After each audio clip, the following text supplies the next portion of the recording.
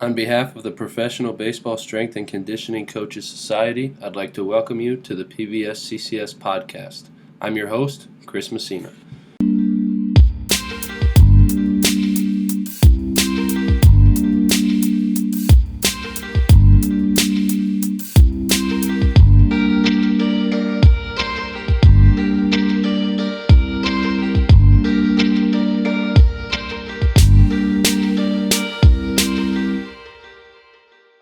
Tonight's episode of the podcast is going to be another group episode. I'll have the guys introduce themselves and then we'll get going. So we'll go Ben first, John second, name, org, position in the org, and then we'll get it going, guys. I'm Ben Chadwick. I'm going into my 9th year with the Red Sox. Most recently, last 2 seasons, I've been in AAA Worcester, and relevant to this podcast, from 16 to 18, I was in the rehab position with the team. My name is John Perry, working with the Texas Rangers, going into my 4th year there. I am the rehab strength and conditioning coach here. That's what I've been doing all 4 years here. So you guys both kind of mentioned rehab, and for anybody that's really a listener to the podcast, I had the two of you on for a rehab episode a while ago. And to be honest, it's like the highest listened to episode that I've put out still to this day. And we've been trying to line this one up, and it feels like every time we've had it lined up, something has come up, or spring training got in the way, or scheduling. You guys know how baseball goes. That's just kind of how it is. But I'm glad to finally have the two of you on and elaborate on the rehab discussion, and more specifically dive into Tommy John rehab. Obviously, it's very important and very relevant in baseball, and this is just a conversation that I think we need to have, and it'll be cool to have different perspectives from the complex and from the affiliates and everything. So first question that I have for you guys: prior to a surgery, what are you doing with a player to prepare him for post surgery success? And then I can probably add the caveat that, like, sometimes guys, blow out and then they get the surgery right away. So you might not have time to prepare with them, but let's assume that you have a little bit of time with them. What are you guys doing with those players to get them ready for after surgery? Yeah, so with the Rangers, usually we're pretty lucky in that our team doctor gets our TJ guys really quick. I can only think of a handful of times off the top of my head where we got the player before their surgery. And in those times, like, we hammered the lower half, hammered their healthy arm as well. Like, we just really tried to build as much as we could in those couple of weeks that we had. Higher volume, moderate intensity, not trying to go for like maxes or anything, more so like a GPP type phase. We really just wanted to focus on building that foundation. That way, when they came back, because after the surgery, like, you have 2 or 3 weeks where you can't even sweat. So we were trying to build as much as we could in that time frame. And that's really the focus with everything really before the surgery. So, yeah. Yeah, I think if you're using safety squat bars and glute hams and using hip extension and all the stuff that they can kind of do without grip, you can really hammer the lower body before and after the surgery kind of as much as you want. And I think sometimes, depending on the level of the tear, like, some of the stuff you do in a weight room, rows, presses, like, they might still have the dynamic stability to be able to do those things. And even if they're not, you might be able to put a strap on, like, their elbow or whatever, and you might be able to kind of keep training that arm until they actually have to go under the knife. And I think the other kind of relevant thing to not forget is, like, mental support. Like, these guys are probably, unless they're having a surgery for the second time, they're probably going into an area of their career they've never been before. They're going to kind of need someone who, like, if you've rehabbed that injury before, I think being able to speak from experience and wisdom of having done it before and seen how it's going to play out, and be able to talk to a guy about what to expect and kind of ease their anxiety of what's going to be a major halt on their career, I think really can go a long way with the player. Yeah, that's huge. Yeah, great point there, Ben. A lot of guys have a lot of questions about that. That was what I was going to ask, is if you guys sit down like pre-surgery or post-surgery to go over a plan with them, physical and mental, and then, like, who's being included in that plan when you guys are discussing For us, like the talks, they really just happen organically. Like um there's a lot of times where we'll just be sitting in between sets or just talking, and like they'll just pop out a question like, "Hey, I was thinking about this. Like, how is this going to work with my TJ, or how is this going to affect what I do in the future?" Like all those things, they just come about naturally. There's never really been a time where we've had to like set a meeting for somebody. Um, we haven't had yet to bring in our mental skills coaches. Um, all these things, like I said, they just come up in the day-to-day life, because I mean that's what rehab is. Like day in, day out, it's a grind. You're just working your butts off trying to get back. So Yeah, I think kind of same for me. I think most of these conversations happen for me organically in the weight room. Guys in the middle of it, and you just start talking to them about the future, and at some point the conversation's going to happen. And likewise, I think for those guys that are overly a little more neurotic or might run into a mental hurdle, like you're hopefully reading their body language, picking up on things that may be going wrong in their life or something's off. And I think those are the scenarios where you do reach out to mental skills, your team psychologist, or whoever it is with your org, and kind of try to leverage them to kind of take care of the major issues on that part, since that's what they're trying to do. Yeah, I think that makes sense to me. Just, I mean, it's been mentioned on the podcast, and I feel like every strength coach in pro ball knows that we wear a lot of different hats, and sometimes we're able to put out fires in different departments without having to go to the heads of those departments, and then sometimes it's bigger than what we're probably capable of.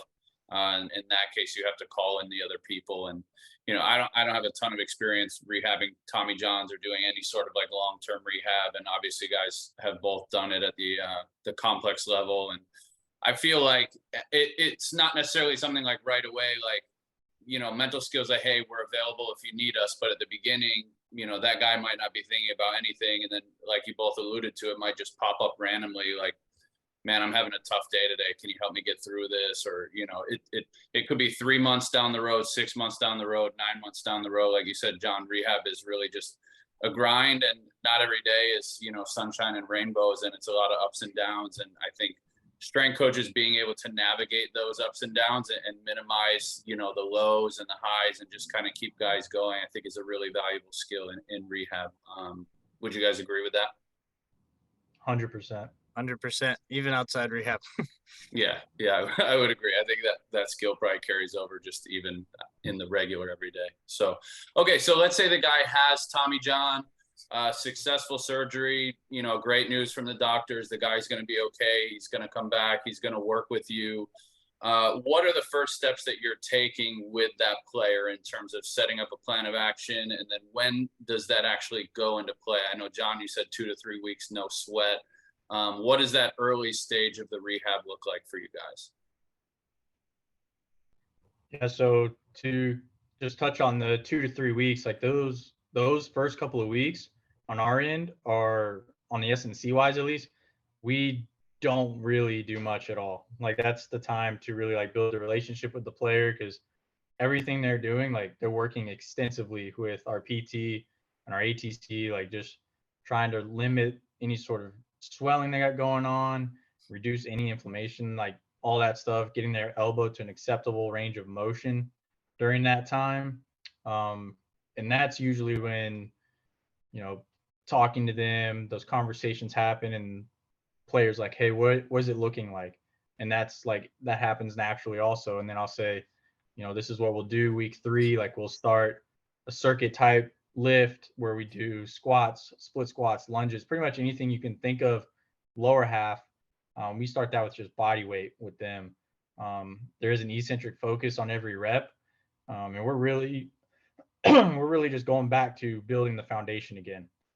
3 sets of 10 one day, we build up, add another set the next day, 4 sets of 10, build it all the way through. We include their healthy arm also, a lot of cable pressing, dumbbell pressing, rows. Again, anything you can do with the healthy arm, I try to do it as much as I can, because that's going to be the arm that's going to be trained for the first 16 weeks. And we don't touch the right arm, and we don't touch the Tommy John arm until 16 weeks into their process. So week 3, as soon as they're cleared to sweat, the incisions all closed up, we start getting after it. Start out circuit style, like I said, and then we add resistance from there. Progressive overload at its finest. Yeah. So step 1 for me is almost like step 0. I think it's before you even see the player. I think getting on the same page as your PT is one of the most important things you can do, and also looking at the protocol. So there's a few different variations of Tommy John surgery, and the rehab procedure protocols can vary quite a bit, whether it's Andrews or Elatrosh or Alchek. Like starting light range of motion and like when you can sweat and when you can start doing different things can be quite a difference, depending on which one you're doing. And I just starting there and making sure you're on the same page, not doing anything you're not supposed to, but also starting things as soon as a guy is able so that they feel like they're making forward progress. For me is step 0, block 1. Ben, you bring up the protocols. So anybody that's listening that's not in professional baseball, or even if they are and they're just not certain, when a guy has Tommy John, is the org providing a set protocol? Is it coming from from the surgeon who does the surgery? Like how is that being differentiated? So usually that'll come from the surgeon, Okay. based on whether they had a bracing procedure or whether they had to drill into the bone, or depending on the type of the Tommy John affects when the PT can start doing their light range of motion, and that kind of speeds up or slows it. Generally, the long term is about the same with all of them, besides the newer bracing procedure that just kind of recently came out last few years. But those are dictated by the surgeon. Okay, I gotcha. So, all right, this is going to be like the nuts and bolts here. So I really want to dive deep into this. And as much as you guys are willing to share, let's talk about it. I want to get into what the calendar looks like for each player. And I know it's individual, but a general sense of upper body training, lower body training, and then throwing progression. So I'm going to talk as minimal as I can other than just to guide this, but the floor is yours, guys. Like let's open it up here.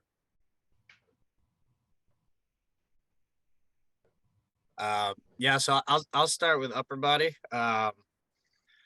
Honestly, my approach to all rehabs in general is kind of think about all the patterns that they have, think about which ones are affected by their injury and where their strength or capabilities are now, and how do we get them back to their baseline or past that by the end of this rehab.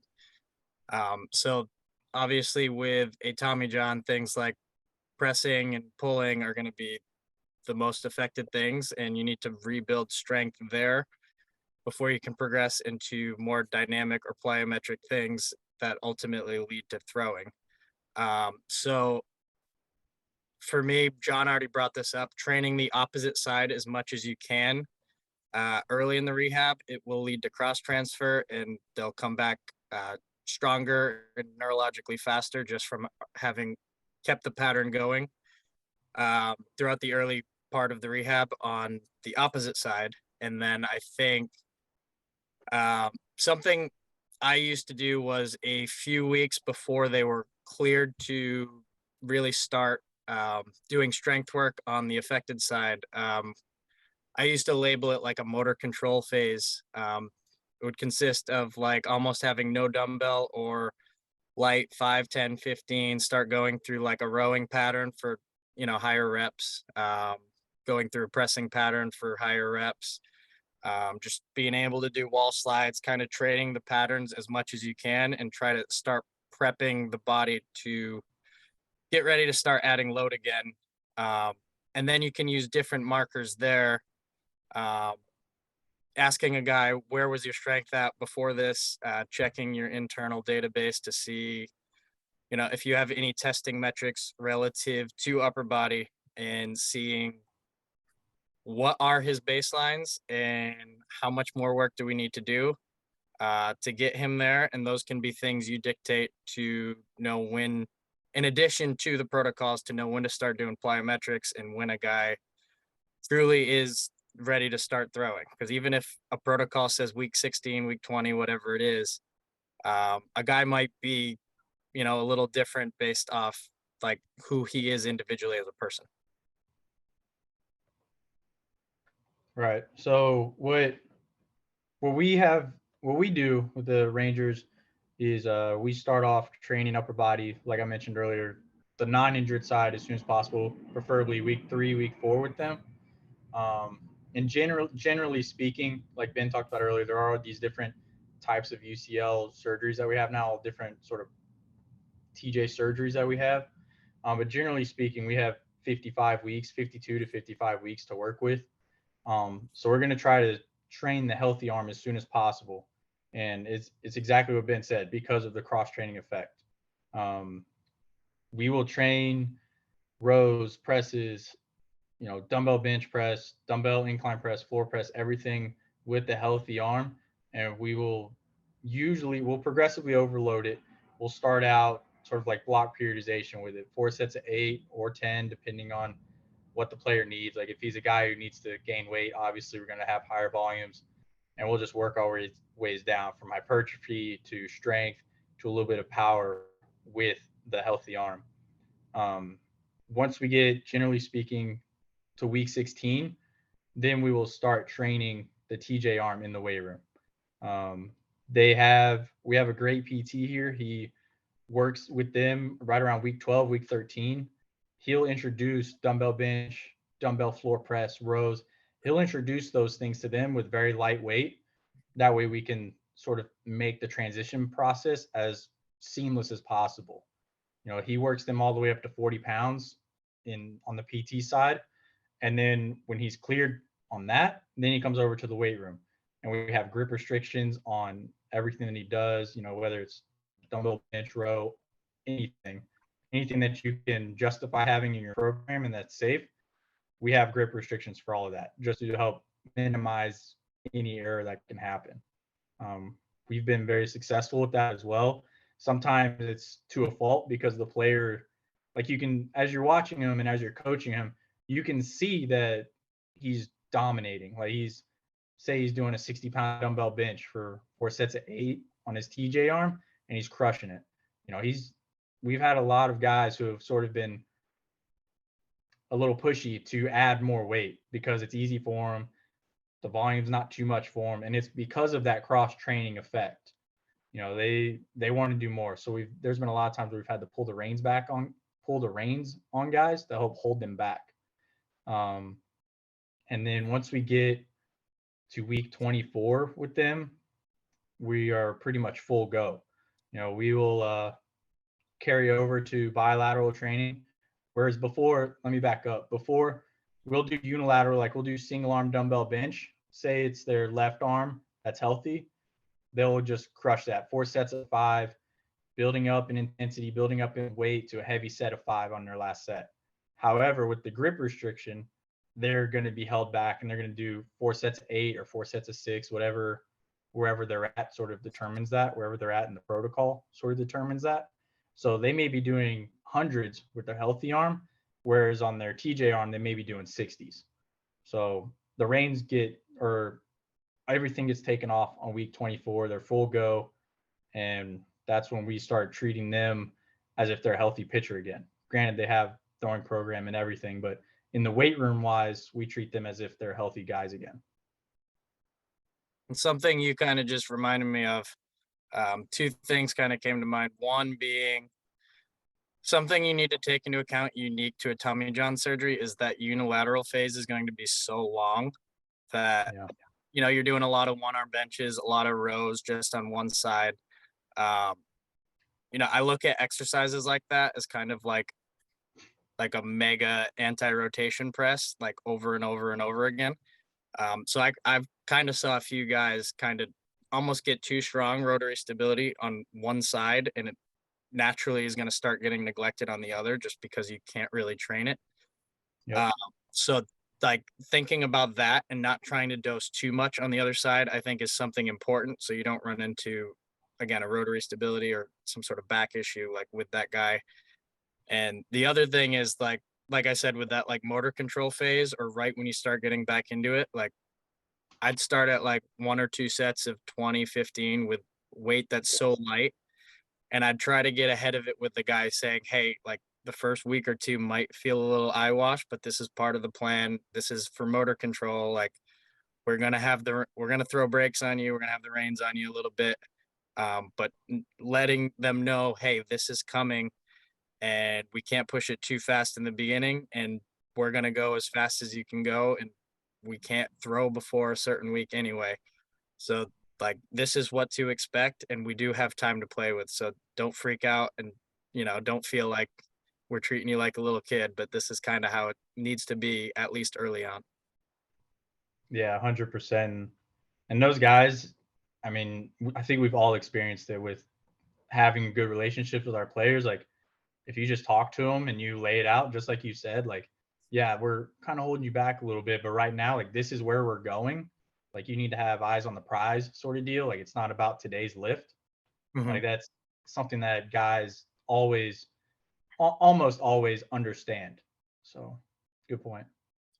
And then Chris, you brought up the lower body portion of this too.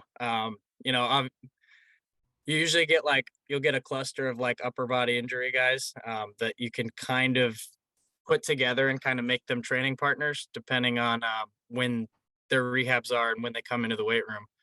But I remember particularly in 2018, I had a few Tommy Johns and a shoulder guy, and they kind of all stuck together. And especially on lower body day, like upper body day, they might be weeks, months apart from each other. But in terms of training the lower body, like if you use a safety squat bar the right way and get creative with all the other lifts, like those guys can really get after it, work hard, and kind of get a training effect for a while. So finding creative templates, we used to rotate like a meaty hypertrophy day with like a more strength day with like a speed power day. And it was like 2 or 3 times a week they'd come in, like hit those. And like those are days that can really keep them going. Like just doing like a ton of like a field lap of lunges, like just things that are maybe more mentally challenging. Like there's a lot of ways you can really get creative throughout this and kind of like transform a guy for when he comes back. No doubt. We use a lot of gym wear here. And I love when we have guys who are sort of in the same area of their program, like then they just compete like crazy. It doesn't matter if they're going for say like 0.5 on safety bar squat or if they're going for 1.0. Like it seems like there's almost always 2 to 3 guys who are close enough in their program where we can just like all get them on the same rack and they can all compete and they just get after. Like that's when it gets rowdy real quick. I think Awesome.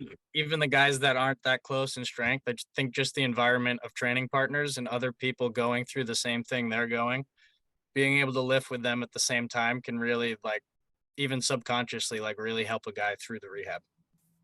Oh yeah, no doubt. Make them I've feel seen a where little guys less isolated through the process. for sure. I've seen where guys like they understand like the further because TJ guys like it's always a revolving door. Like there's always somebody who's in month 11, month 12 and now he's watching a guy who's in month 3. Like they understand and like they know what the guy's going through. And I've seen it where players will literally cheer on dudes who are going through like say they're just grinding out a strength block. They will literally cheer them on as they're going through. Like it's not just you do your lift, I'll do my lift type of deal. Like these dudes really, they cheer each other on. They get after it together. Like it's really great environment to have for a lot of the TJ guys. And those guys kind of become an extension of your mental skills staff too, because they're going to go to the mental skills and they're going to come to us. They're going to go to the ATs to vent and talk about their life and search for kind of order and the chaos that's been thrown at them. But something you can't take for granted is that guy that's in month 11 talking to that guy in month 2, especially when it's an older guy that's like later in the rehab, kind of being able to tell him what to expect. And realistically, they can have the most empathy and relate to them the most because they're the ones missing the time too.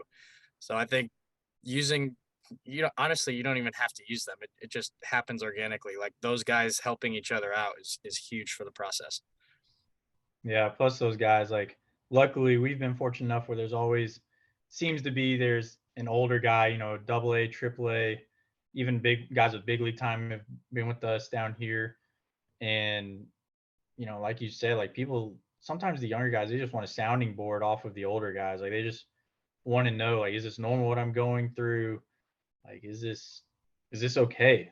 And they just want to hear that. They almost want to be mentored a little bit. I don't think they really say it like that, but that's from afar, that's how it looks. Mm-hmm.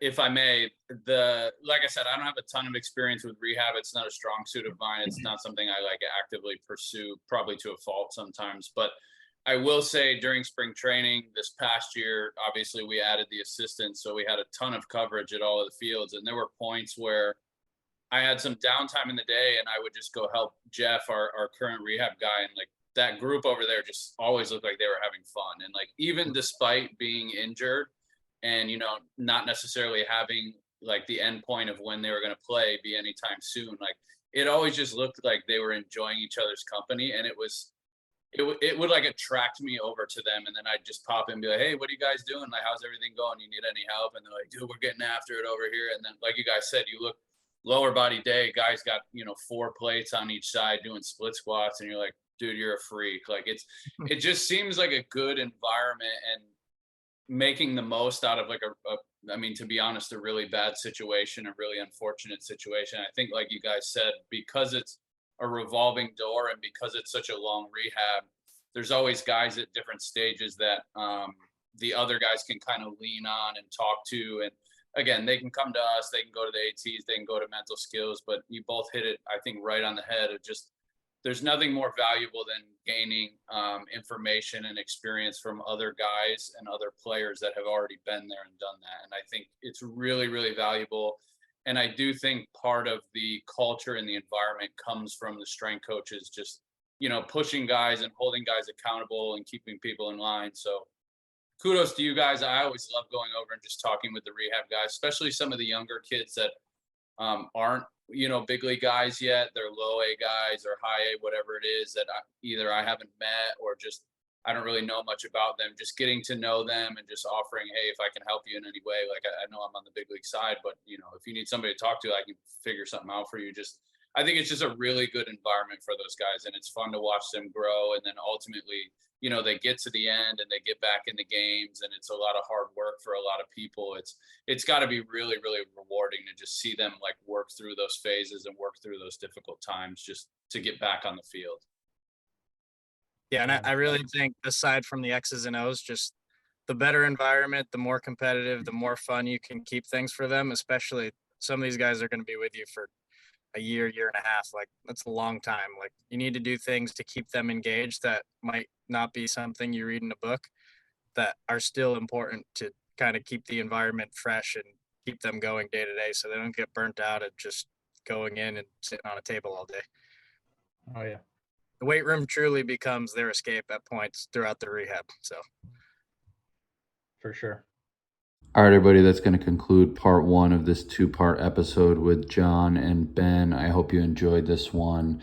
As I mentioned in the episode, this is long overdue, both in the general sense of, discussing Tommy John surgery and rehab on the podcast, but also more specifically having Ben and John on as a group episode, their first episode together, where we went over general concepts and principles of rehab, and the rehab process was really, really well received. And so I wanted to have them back on to discuss more specifically the rehab process with Tommy John. And it's been quite a road to get them on and get us all on the same schedule. But I'm really glad that we were able to, and I think there was a ton of good information in this part, and I know there will be a ton of good information in part 2 as well. 3 things that I took from the guys in this episode: help ease anxiety early in the process by talking with the player about expectations and the long-term progression. Know the specifics of the rehab protocol prior to beginning the work with your athlete, and utilize the cross-training effect to your advantage while rehabbing players coming off of a surgery. With that being said, I hope you enjoyed this episode, and we'll talk to you again on the next one.